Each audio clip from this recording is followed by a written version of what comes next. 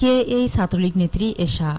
মাঝরাতে ঢাকা বিশ্ববিদ্যালয়ের কবি সুফিয়া কামাল হলে সাধারণ ছাত্রীদের উপর হামলার ঘটনায় ঢাবি প্রক্টর অধ্যাপক ডক্টর এ.কে.এম. গোলাম রব্বানী তাৎক্ষণিকভাবে ছাত্রলীগের সভাপতি ইশরাত জাহান এশাকে হল থেকে বহিষ্কার করেছেন।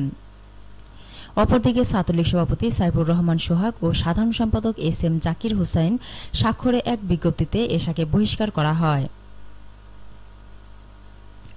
সাধারণ শিক্ষার্থীদের অভিযোগ, কবি সুফিয়া কামাল হল ছাত্রলীগের সভাপতি ইশরাত জাহান এশার ৩০৭ নম্বর রুমে মারধর চলে।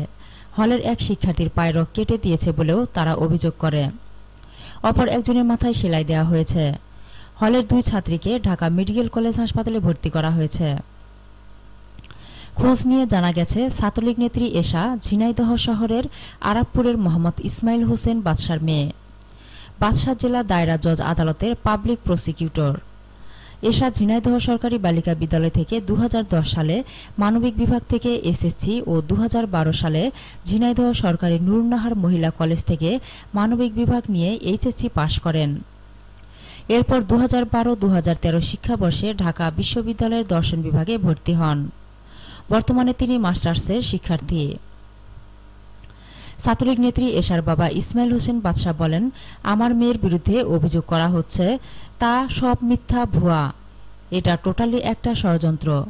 ভিসির বাসভবনে যারা হামলা করে মিথ্যা রটিয়েছে, এটাও এমন মিথ্যা অভিযোগ দেওয়া হয়েছে তার মেয়ের বিরুদ্ধে বলে দাবি করেন এশার বাবা। এদিকে হামলার প্রতিবাদে হল ছাত্রলীগের সভাপতি সাধারণ সম্পাদককে হল থেকে বের করে দেওয়ার দাবিতে বিক্ষোভ করছে, নতুবা হলের সব মেয়ে বের হয়ে যাওয়ার ঘোষণা দেয়।